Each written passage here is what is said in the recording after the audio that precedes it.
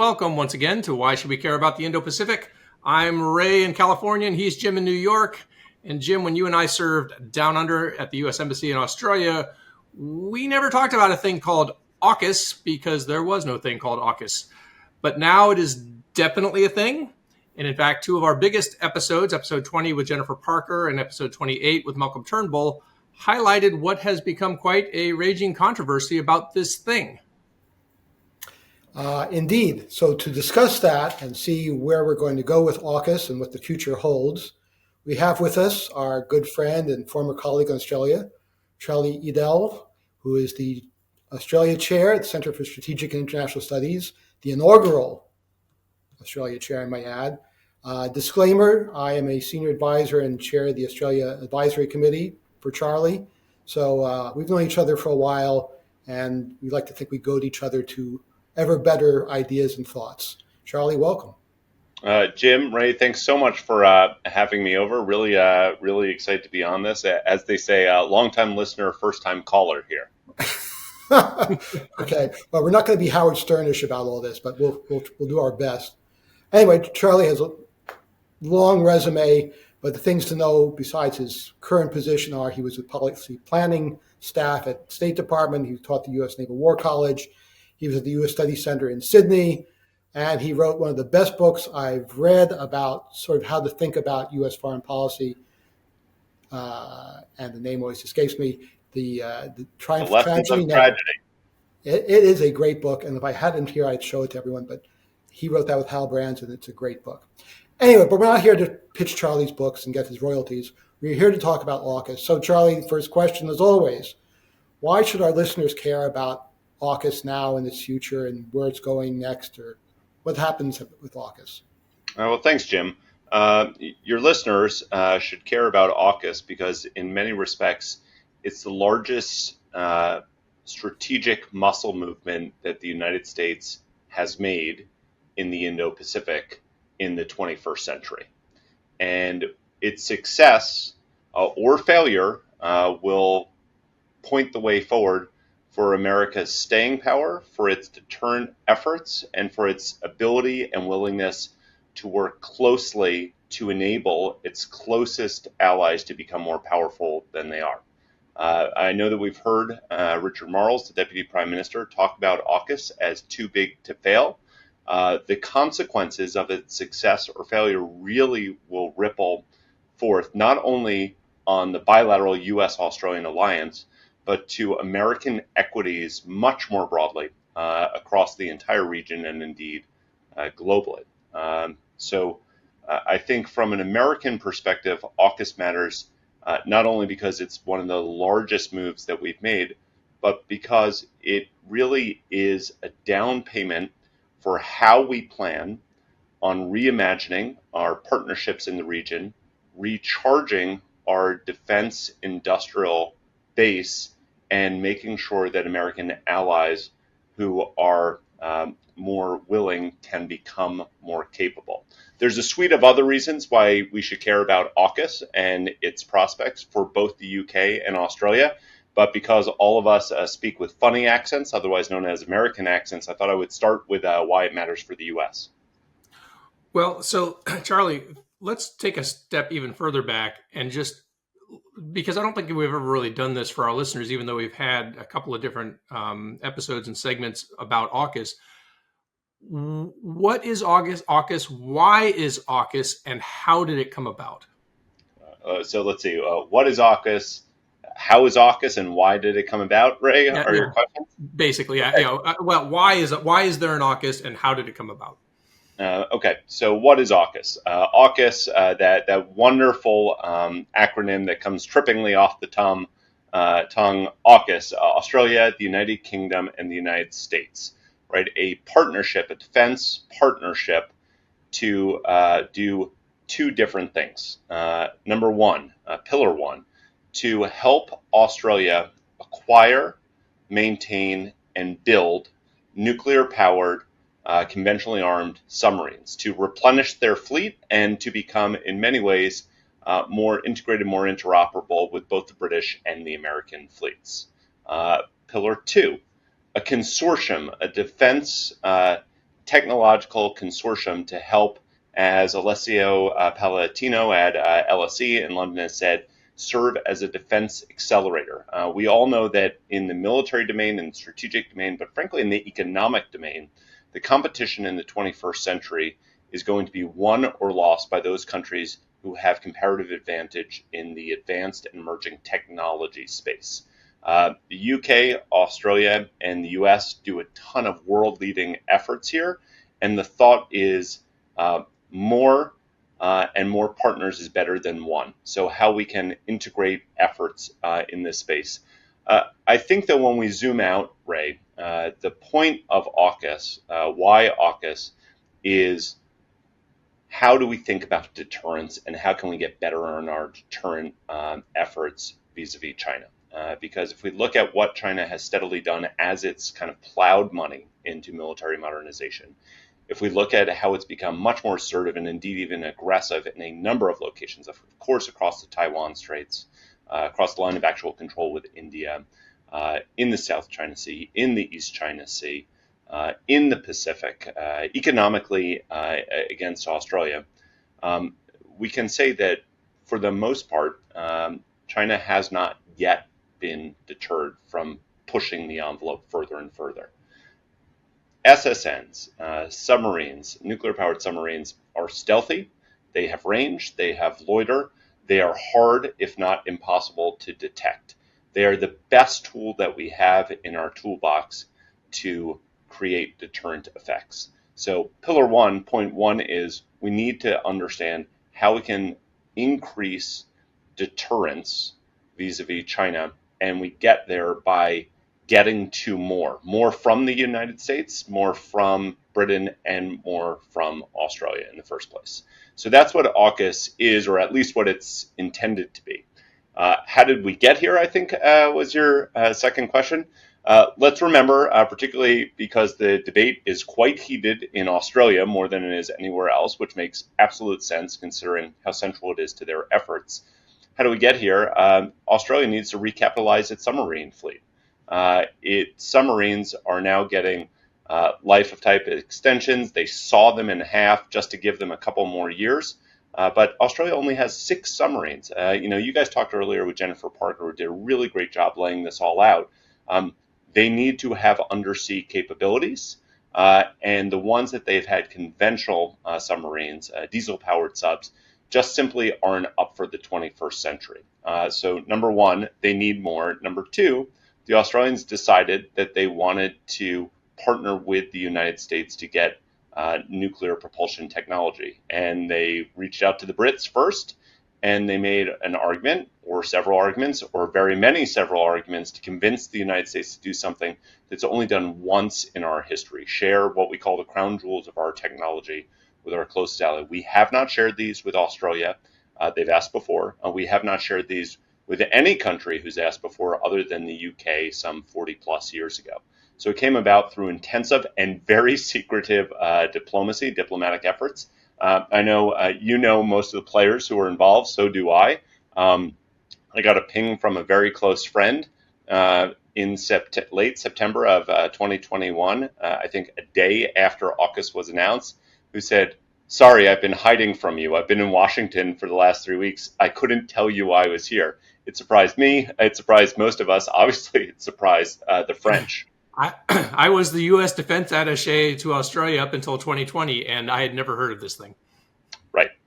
So that's what it was. But we should also say, too, and I'm sure we'll get into this in the conversation, that what it is exactly has evolved over time. So Pillar 1, the submarine efforts were the large part, but the Pillar 2 efforts have really come along as we've gone. What actually you put in the bucket of advanced and emerging technologies has evolved. How Australia is going to acquire those submarines and advanced technologies has evolved. As I like to say sometimes, the way that we went about AUKUS with our partners is the exact opposite and backwards of how we normally do diplomacy. Jim, I'm sure, will correct me as the seasoned diplomat here, but normally, at least to my understanding, you spend a long time negotiating things, then you announce them when you get consensus. In some ways, we did the opposite of that with AUKUS. we announced it and then tried to figure out if we could actually pull it off. That's what the 18-month study run period was after that. And we're still figuring out how it can evolve to make sure that it's supported as it goes. That's a great point, Charlie. And as you said, this is an incredibly complex and delicate thing to share our most advanced technology with another country. And we have these things called export controls on munitions, which are legislated by Congress, administered by the Department of State, and run by, frankly, a bunch of bureaucrats who say, I have to enforce the law. So it required a great deal of pushing and changes and goodwill, actually, to make those changes for AUKUS. And we've come a long way. I wouldn't say we're done. I'm curious what you think remains to be done. But it's a lot of progress. That said, a lot of concern about this being a multi-decade project and different administrations and different changes geopolitically. And the amount of money involved are all huge problems.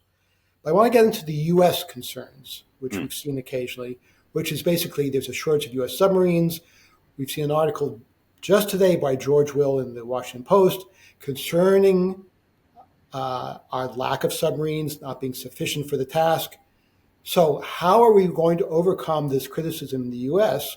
from members of Congress and others who say we simply don't have enough subs to sell some to Australia? Yeah, no, it's thanks for bringing that up, because I think that what we saw was the United States is largely supportive of this. If you ask people, are there criticisms or pushbacks of AUKUS here in Washington, the answer is no. We love the idea of it. We're just not sure whether or not we have enough subs to actually support it. And I think that this is actually a very legitimate question, because the point is, do we have enough for U.S., no less allied efforts to play into the deterrence space? And the answer is no. The better question, or rather the next question should be, so how do we get to yes? The U.S. has global defense requirements, right? Set by the Congress. You shall have X many aircraft carriers, X many destroyers, X many nuclear-powered submarines. I see the garbage truck is coming by your house, Jim. That's it. That's the beeping. It's not the warning symbol or anything It's actually the septic system. The else. septic guy came just today. What could possibly go wrong? And I think that's entirely appropriate for our discussion. Not at all. Not at all. Circling back to the point here. Circling back to the point is, do we have enough submarines? And to meet our U.S., first of all, global requirements. And the answer is no, we do not currently, because we are not building them. We are not procuring them at the rate with which they are required. We're supposed to be doing this at 2 submarines per year. That is building and then acquiring 2 submarines per year to make sure that we have enough submarines. Because of a number of factors, but largely because of workforce factors, COVID factors, supply chain factors, we can't actually build them as quickly as we need them. Everyone agrees that this is probably, as I said, the best tool that we have in our toolkit for not only global presence, but global deterrence, what we're talking about. But we're only building them at the rate of somewhere between 1.2 to 1.4 per year. So the question becomes, in a crisis, would we want to have them in the hands of our allies by selling them to them, or would we want to have them all in U.S. hands? That's what the debate in the U.S., I think, has largely revolved around. As I said, Jim, I tend to think that the better question here is not whether or not we're going to sell them doesn't make sense, but how do we get to more? How do we get to more, both for the United States and for our closest allies? And to my mind, when I kind of survey the landscape of the debate, there is not a better alternative that's been put forward than the vehicle of AUKUS to producing more assets. And for evidence, here I draw on the fact that not only has AUKUS been a useful battering ram for the U.S. Congress to get more into the submarine industrial base for the United States, and here we're talking really sizable investments. We're talking depending on how you count and which supplementals actually materialize, but we're talking somewhere between 12 and $17 billion that the United States has put forth for the submarine industrial base just over the next couple of years. That is a marked change from where it was before, and I think it rides on the back of AUKUS.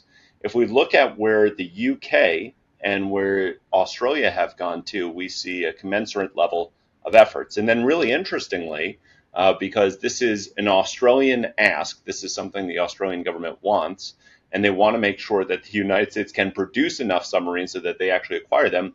We're seeing really significant investments by Australia into the United States and into the UK.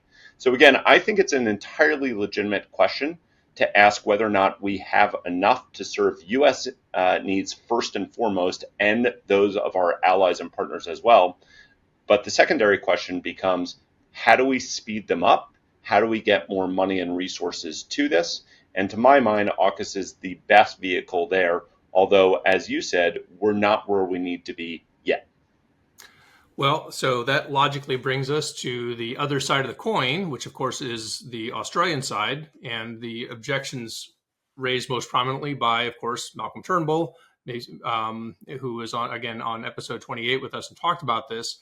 And the language that he brings up is out of the 2024 National Defense Authorization Act, which says in part, not later than 270 days prior to the transfer of a vessel authorized under subsection A, the president shall submit to the appropriate congressional committees and leadership a certification that the transfer of such vessels will not degrade the United States undersea capabilities.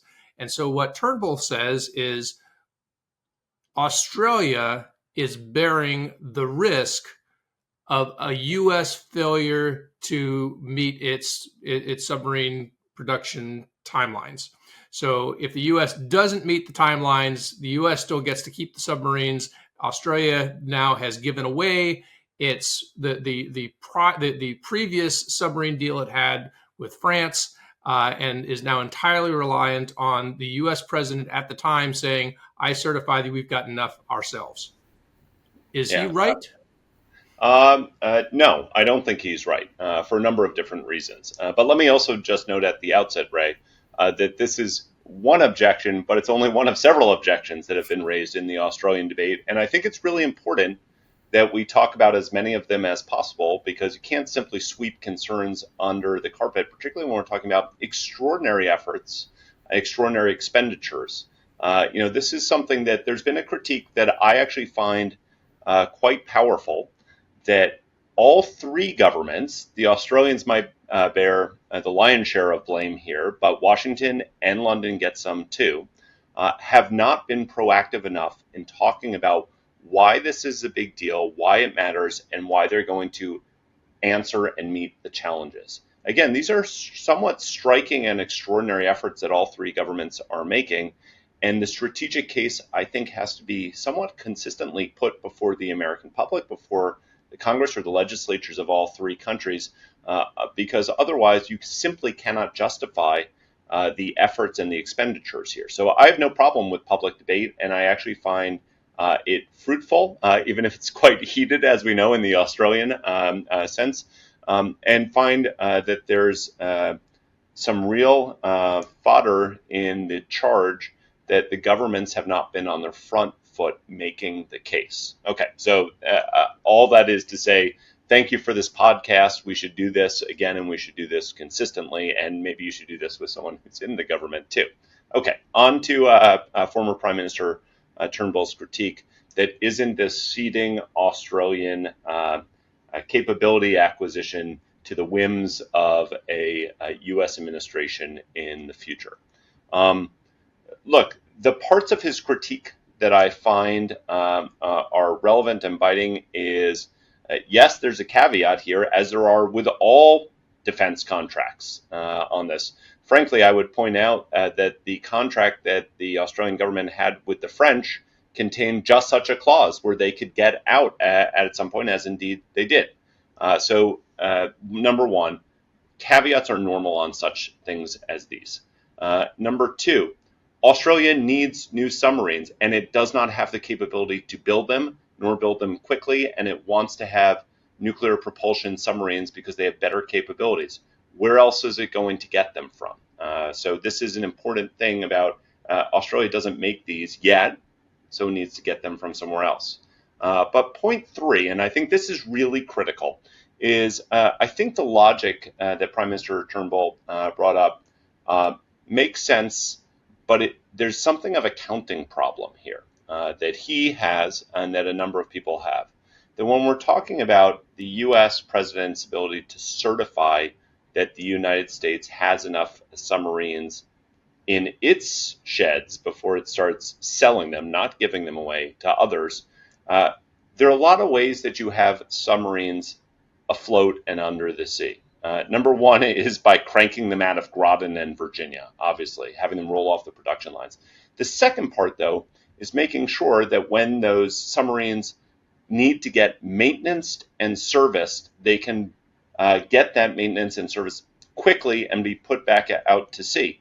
Optimally, the U.S. Navy says that at any given time, roughly 20% of U.S. Submarines are in the maintenance depot. Currently, the U.S. has northwards of 33% of its submarines being maintenance. That means that they're out of the water for somewhere between 6 months and several years because there's a backlog on maintenance issues. Now, if you can speed up maintenance, we have more submarines in the water doing their patrols, showing the flag, and providing the deterrence efforts that we need. One of the innovative ways I think that AUKUS is going to contribute to this is to speed up maintenance by putting another maintenance depot in Australia, in Western Australia, in Fremantle out of HMAS Sterling. If that comes online in the way that we're looking to, and frankly, we just had a tender out there, Australian submariners, civilians and military are being trained in how to do this. Think about the number of extra submarines that are going to be freed up for this. So again, I don't think that the former Prime Minister's concern is an unfounded one, that this leaves it to the U.S., but I think it ignores the fact that AUKUS is actually enabling and freeing up more resources to be put in the water. The other thing the Prime Minister said as a criticism was, we don't need nuclear-powered subs because if we had more conventional subs, we could basically do the same thing for a lot less. I'm sorry, I think you meant respond, Edel. And I think the response is... yes, I was shocked into silence too. Yeah, well, look, Jennifer Parker, I think, did a really wonderful job of explaining this on episode 21, or I forget which episode it was. 20. Okay, thank you. Shout out to Jennifer.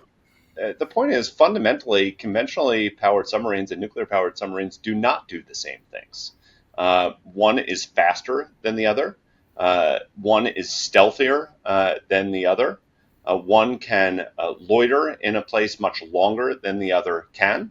And when we think of the enormous expanse of maritime bluescape that Australia needs to cover and patrol, one will meet their needs much better than the other.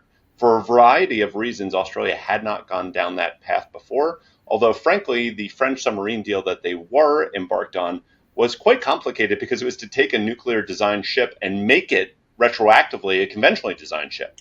But I think that from most naval strategists' perspective, there is no comparison between conventional and nuclear-powered submarines. They're just fundamentally different types of platforms, and one gives you a lot more oomph, a lot more distance, a lot more coverage, and a lot more stealth than the other one can. I'd like to, this is a really important conversation, but I do want to turn to Pillar 2 because it is certainly the less known pillar, but many consider it to be maybe in many ways the more important pillar. Let's just begin with kind of a recapitulation of, what Pillar 2 is, this consortium you talked about, and why it is considered to be so important by so many. Yeah. So what is it? It's a grab bag of advanced technologies that the three countries can work on collaborating together that can enhance their innovative capacity and get more capacity to warfighters, get them more deterrence. Now, when we zoom out for a second, Ray, I think it's important to fundamentally understand why Pillar 2 developed and in some ways accelerated past Pillar 1, although it's not had that much to show, although it's not had nothing to show. Submarines are great, but they're also, as you have noted, quite expensive and take a long time to build. And it's not like the United States and Australia and the UK have a deterrence problem that might materialize sometime around 2035 or 2027 or 2042. We have a deterrence problem that's staring us in the face yesterday. And so I think really what Pillar 2 is intended to do is not only help us three nations kind of develop and innovate our way into the leading edge of technology, but to pour more things into the deterrence bucket that can be actualized and come online sooner rather than later. The Brits always talking about minding the gap as you step into the underground. That's, I actually think, for the most part, what Pillar 2 was originally intended to do. Sometimes, to my ears at least, it gets a little convoluted when we begin talking about designing a seamless ecosystem where all three countries can acquire and innovate together. That's important. It's really quite challenging, as Jim has already noted, about the regulations that we need to knock down and align, I think, to do this. But fundamentally, at its core, AUKUS is a bet about deterrence, and deterrence means getting more things to more people's hands more quickly. So that's what I've always thought and understood Pillar 2 to be. Now, what Pillar 2 is exactly beyond the kind of headline of advanced and emerging technologies has changed and evolved over time. At first, it was kind of an afterthought on the initial announcement. Then we got 4 categories of things it would be. Then we got 8 or 10 or 12, depending on how you count. And now it's kind of neck down a little bit beyond that. The main ones, of course, are types of capabilities that we're looking at into the future. AI, quantum, undersea, autonomous systems. There are a variety of electronic warfare. There are a variety of different things that we're talking about. But we've begun to see some results come out of this already. The 2 I would flag at the outset that we've seen some notification of, but we're likely to see more, are other things in the undersea area that happen to be autonomous. So kind of think about undersea drones, both the development of systems, their use, including kind of the launching of them through torpedo tubes, and the coordination of those systems together. A second area that's really quite interesting, you can't reach out and touch it, but that doesn't mean that it's not just as impactful, is using AI algorithms, particularly with sonobuoys that are put in the water by all three countries to talk to each other so that we have more coverage and we can see jointly what's happening. There's now new algorithms that we're using that they're trialing and testing to understand more of the seascape that they're operating in. Because, of course, in the underwater domain, you have to see what's there. You have to know what's there before you can actually move on it.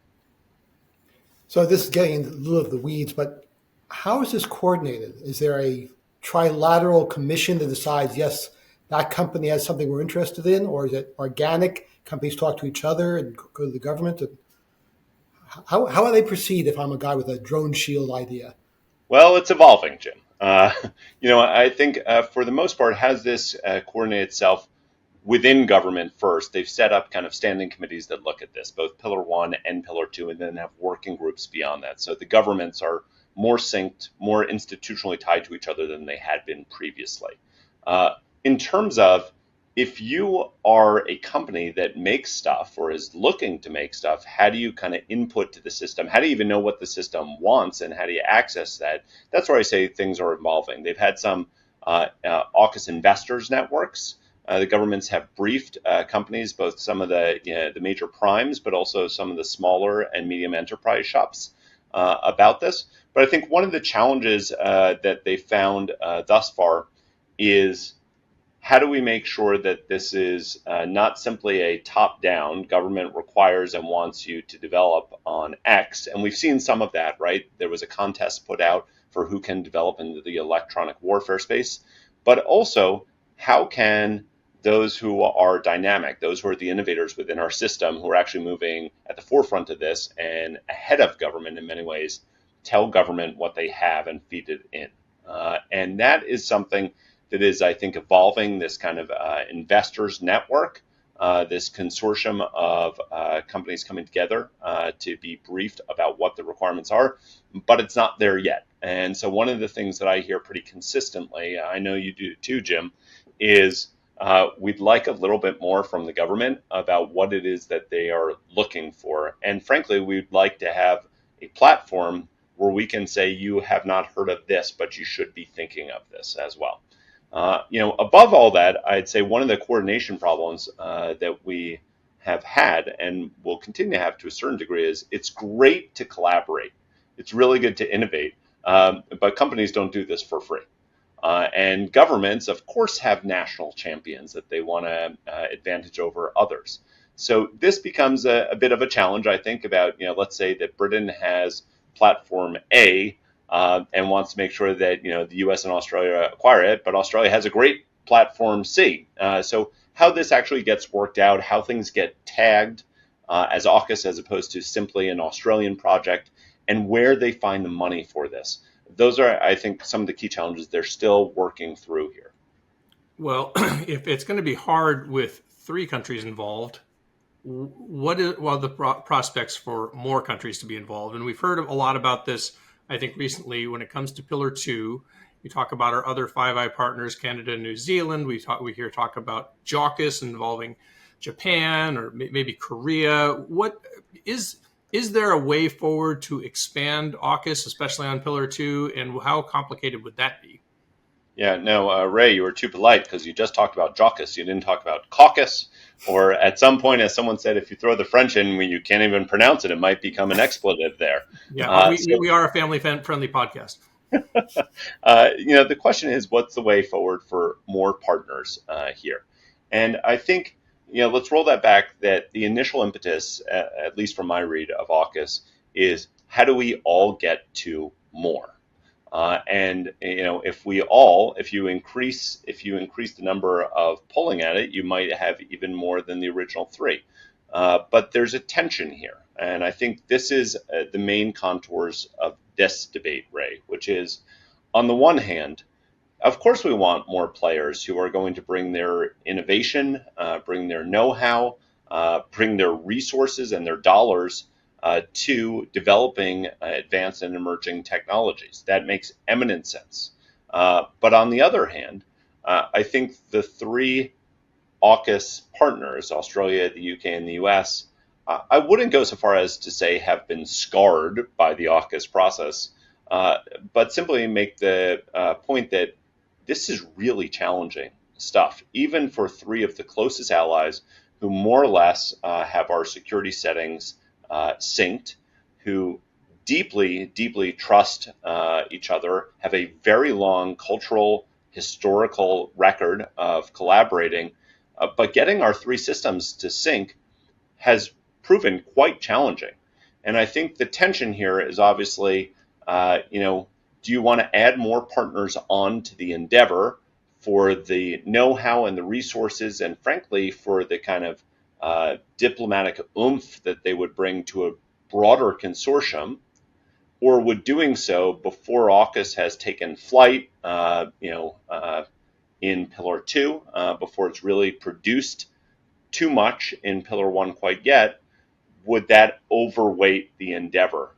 And do you first need to produce results amongst the 3 key partners? So I think that's a tension in AUKUS, but I would note that recent developments suggest that the 3 governments are thinking about ways to kind of have their cake and eat it too with additional partners. That is, Japan was really early in on this. We saw a joint leader statement back this past spring that said there would be collaborations with Japan potentially, and discussions on this. We saw just around the 3-year anniversary, so earlier in September, the announcement of additional consultations between the Kiwis, the Canadians, and the ROCs, the South Koreans, on this about what an ascension process might look like and what would be the requirements to this.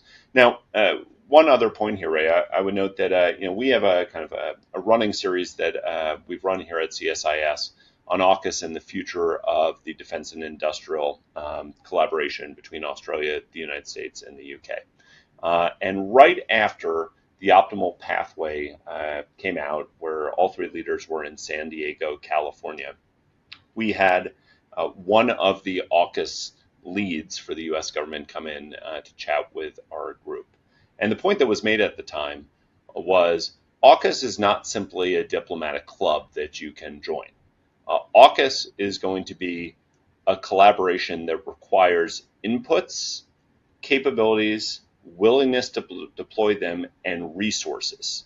And as much as we love other countries, if you don't meet those requirements, it doesn't really make much sense for us to work with you, particularly on AUKUS. Other areas of defense collaboration, of course, I think figuring out what that means, like what the timeline might look like, what the checklist needs, is where they are right now, while simultaneously trying to work through producing more outputs for Pillar 2. So the success of Pillar 2 depends ultimately on getting the things produced into the hands of the warfighters. And a big problem, as we know, is if the U.S. doesn't buy it, it probably won't get produced, since we're the big consumer. So it all depends on our procurement policies at the Pentagon, which you know better than I do, tends to be sclerotic, safe. Do you see a change in that approach that will create developments at the speed of our problem as opposed to the speed of the Pentagon? Yes, no, yes. Sorry, that's a mealy-mouthed answer for you, Jim. Do I see progress on this? I do. I think some of the some of the stuff that's way down in the weeds on AUKUS actually might have outsized impact here, like the joint requirements board that they're now sitting on to make sure that procurement processes, the things that they actually need to get, are aligned between the three systems. Otherwise, it's great if the U.S. acquires something, but if it can't be used for the Brits or for the Aussies, it doesn't really matter in terms of AUKUS. So I do see some real progress forward on this, no less with kind of, it's not in any way the relaxation of security controls. It's kind of the buffering up and the closer alignment of both the British and Australian system to the U.S. system. And frankly, the push into law first, now kind of being meted out across the bureaucratic rules and regulations. It has not yet trickled to culture. That's the place where you have to see about this, about whether or not the United States is more willing to share. Let me note, too, this isn't I know people who listen to this know this well, but this is an enormous cultural shift that the United States is trying to undergo. We love our allies and partners. There's no doubt about that. But for the longest of long times, i.e. when we constructed all of this stuff during the Cold War, the impetus was to stop the proliferation of sensitive technologies because we were worried about getting into the hands of those who we were most concerned about. We are still quite concerned about that. But now, because of shifts in the global balance of power, because of multiple countries becoming alarmed by the same stimuli, be it China or Russia, what we're now trying to do, and I think AUKUS is the test case here, is trying to make sure that our most trusted allies become the most capable partners that we possibly have in order to play a larger role themselves. That means fundamentally shifting how we've thought about export controls to make sure that our most trusted allies actually have access to some of our most sensitive technologies. Now, there'll be arguments, of course, on the margins, like we really want that. No, you can't have that yet. That's actually what's playing out right now. But the cultural shift to enabling the sharing of not only information but technologies is one that I think has shown enormous progress thus far, but that doesn't mean that you take your foot off the wheel, or the gas rather, at this point. Well, I can certainly attest from personal experience how difficult it is to share, even with our closest allies, in a culture that prioritizes safety and security and doing the least risky thing possible, which is what bureaucracies do. And I distinctly recall sitting in a room with a 4-star American officer, a very senior Australian officer, and complaints that America was not sharing a lot of the things that it said it would share. And the senior American officer said, "But I have told my people to do this." And I actually told that 4-star officer, the problem is people like me down in the bureaucracy who will always do the thing that is least likely to get us in trouble. And that is not sharing. And so that is a really tough problem. Anyway, Charlie, it's been really great to see you. And we're coming up on time. Thanks for helping us unpack this really important and complicated issue. But I want to know right now, if people want to follow your work on AUKUS and related U.S.-Australia issues, where can they find it, and where should they follow you? Well, if they have nothing better to do, Ray, probably the best way to do this is simply just to come to the CSIS Australia Chair landing page. Therefore, you get Jim's insights, you get mine. You get our entire team, Catherine Pack's terrific work on the Pacific too. But for the most part, we've put it there. And if not, the old Google search function works well enough. All right. All right, Charlie. Again, it's been great to see you. Thanks for coming on today.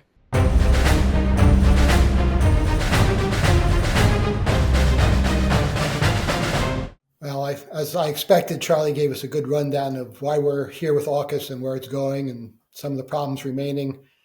There are a lot of problems we didn't discuss yet, primarily in Australia, with criticisms of whether they're giving up sovereignty and control, the expense, whether the U.S. is a declining nation. All those debates are going on there.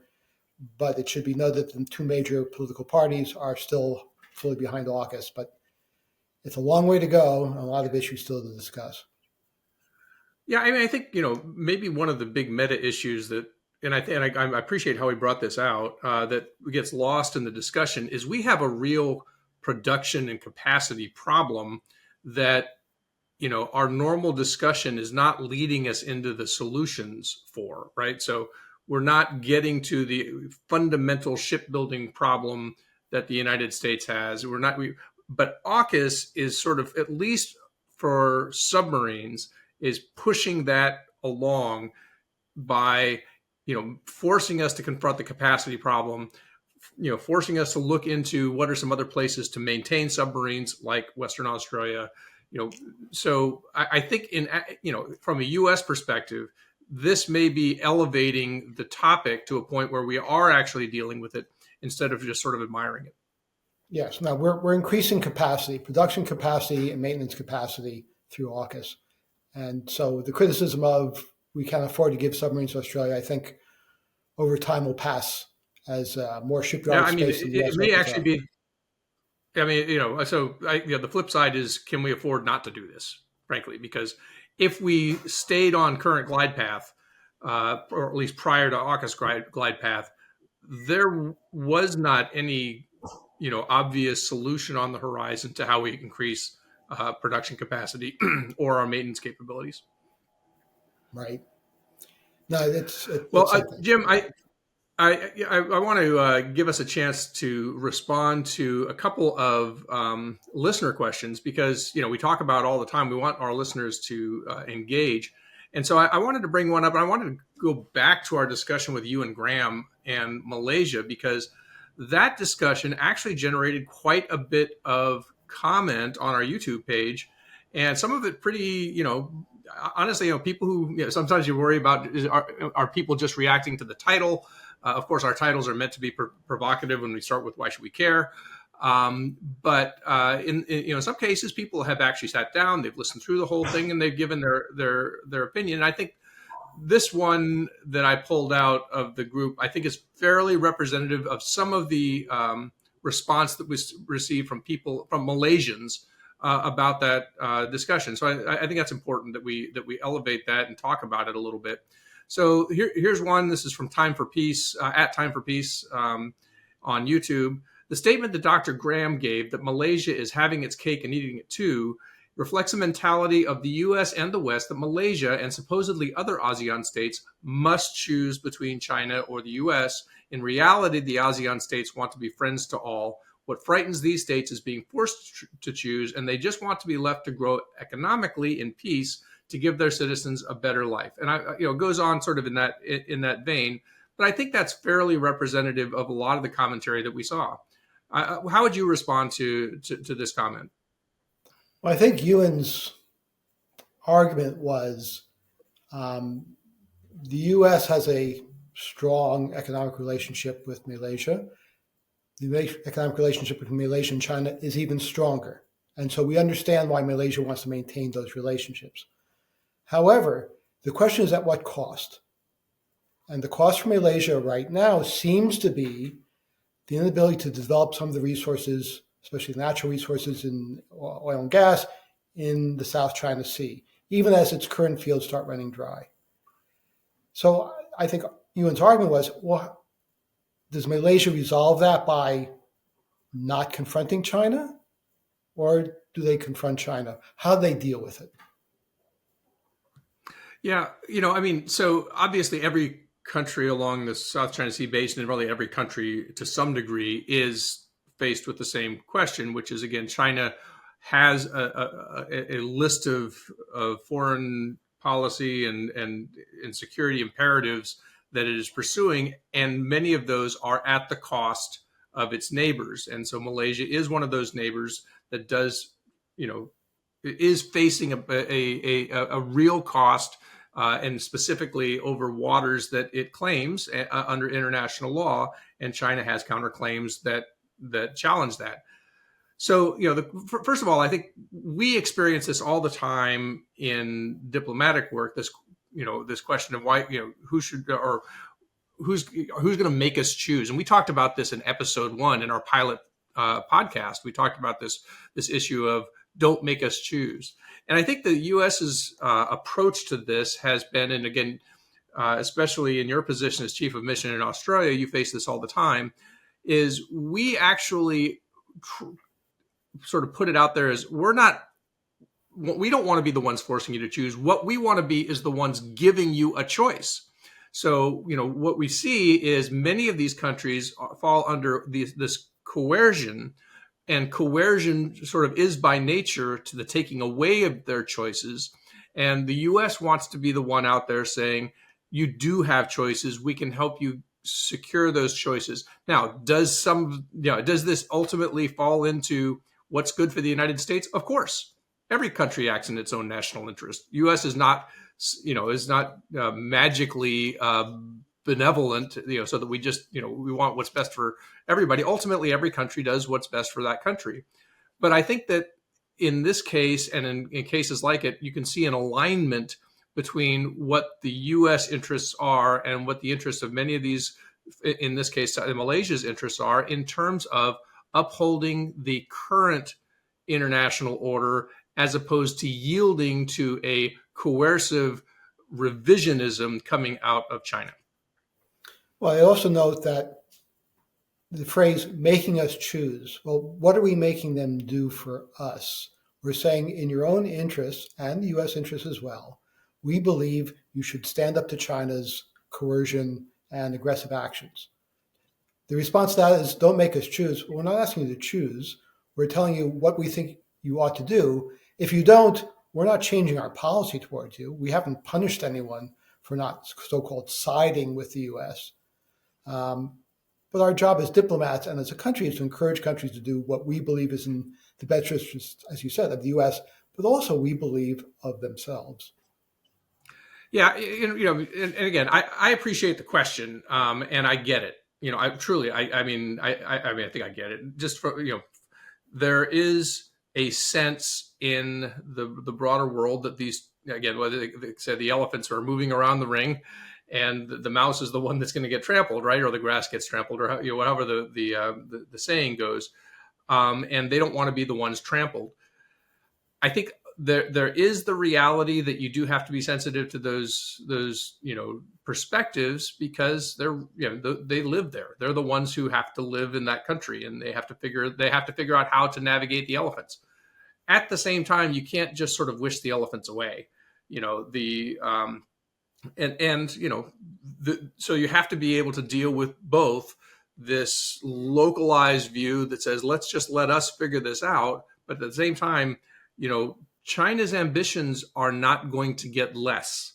The more success it has in pushing to the edges of its vast maritime claims in this case, or its ambitions to sort of be the regional hegemon, the more confident it's going to grow to take additional steps. So, this is, I think what we are doing is we're sort of bringing this out, and we're saying, hey, you can't ignore this. You can't wish it away. You can't hope that, you can sort of put your head down and it'll all go away and everybody will leave you alone. I mean, it would be great if that were true, but it's just not going to happen that way. And so the question is, how do we move through it in a way that Malaysia, in this case, can have its own interests acknowledged, while at the same time, holding off this extremely aggressive expansionist regime that doesn't seem to be slowing down. I would also note that, as Ewan kept saying, it's the economic relationship with China that's so important to Malaysia, which I understand. But as the experience of Australia shows, that economic relationship can be manipulated by China. So if I'm a Malaysian businessman, I want to make sure I'm diversified in my export markets, because I'm totally dependent on China. I don't know what that elephant may be doing at some point in the future, like China did with Australian coal and barley and wine and lobsters. Sure. So. And yes, and Philippine bananas, and yes, and all of that. Exactly. Well, again, I don't want to, this is not a Malaysia show, but I did want to bring that out and just let people know that please do go out to and comment on our videos or our podcasts. We do want to hear from you. We appreciate all the commentary we've got, good, bad, and indifferent. Especially if we know that you've listened through it and you've considered the arguments. More power to you if you disagree with us. You absolutely should vocalize that. But we thank our producer Ian for helping us get these out. We always want to give him a shout out at Ian Ellis Jones on X to see his great work that's getting more and more attention all the time. Please, if you haven't subscribed, go to youtube.com at IP Podcast, and you can subscribe there, or whatever streaming service, Apple, Spotify, Amazon, whatever streaming service you use to download our audio podcast, go there, give us 5 stars. Unless you totally disagree with us, and then we don't want to hear from you at all. No, seriously, but thanks again for joining us today. Let's talk again very soon on Why Should We Care About the Indo-Pacific.